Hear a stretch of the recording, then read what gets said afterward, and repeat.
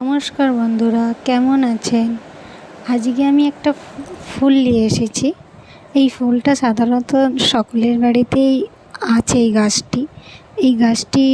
এই ফুলটির নাম হচ্ছে নাকচাপা। গাছটি আর এখানে ভিডিও আমি দিইনি। আর এই ফুলটি পরিমাণে গাছে অনেকই ফোটে, অনেকে গাছে রেখেও দেয়। আমি ঠাকুর পুজো করি বলে এটা অনেক তুলি। আর এই ফুলটি জলে রাখলে কিন্তু অনেক দিন ভালো থাকে। কিন্তু এটা এই 4-5 দিন রাখার পর এই ফুলটি একটা অদ্ভুত জিনিস আমি আপনাদের দেখাবো। আর এটা দেখে আপনারা বাড়িতে এটা অবশ্যই ট্রাই করতে পারেন, তাহলেই বুঝবেন যে এটা আমি কী কারণে বলছি। ফুলটি জলে রাখার পর দেখুন কীরকম হয়ে গেছে, পুরো যেন মনে হচ্ছে একটা প্লাস্টিক, সাদা যে প্লাস্টিক হয় সেরকম।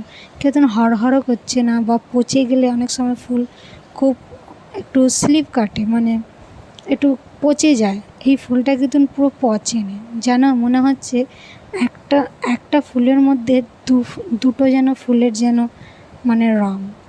প্রথমে এটা পুরো সাদা ছিল, এখন দেখো পুরো কাঁচের মতন হয়ে গেছে।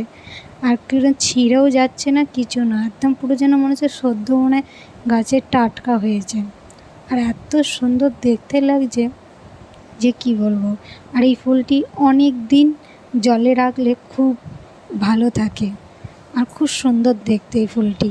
দেখো আমি জলে রেখেছিলাম সাদা ফুল, আর এখন দেখতে একদম পুরো সাদা কাঁচের মতন ধপধপ করছে। এইগুলো এরকম সাদা হয়ে গেলে আর যে কোনো ফেলানো পাত্রতে অল্প জল দিয়ে রেখে দিলে এই ফুলটি আরও 2 দিন থাকবে। তারপর এই ফুলটি তারপর নষ্ট হয়ে যাবে, আর থাকবে না। আপনাদের বাড়িতে যদি এই ফুলটি গাছ থেকে থাকে, আপনারা এটা দেখতে পারেন জলে রেখে, খুব সুন্দর লাগবে।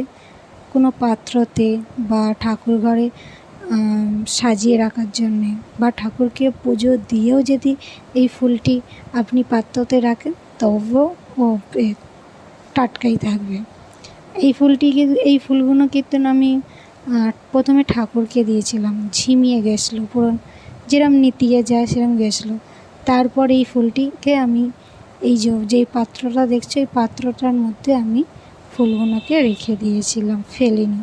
তো ঝিমিয়ে গেছিলো, জলে রাখতেই আবার টাটকা হয়ে গেছে, সতেজ হয়ে গেছে। তারপর দেখছি রাখার পর কিছুদিন পর দেখছি এরকম হয়ে গেছে। আমার এত সুন্দর ভালো লেগেছে, তাই জন্য এই ফুলটির নাম তো নাকচাপা, তাই এই ফুলটির নাম আমি দিয়েছি ম্যাজিক ফুল নাকচাপা। আপনাদের কেমন লাগলো কমেন্টে অবশ্যই বলবেন।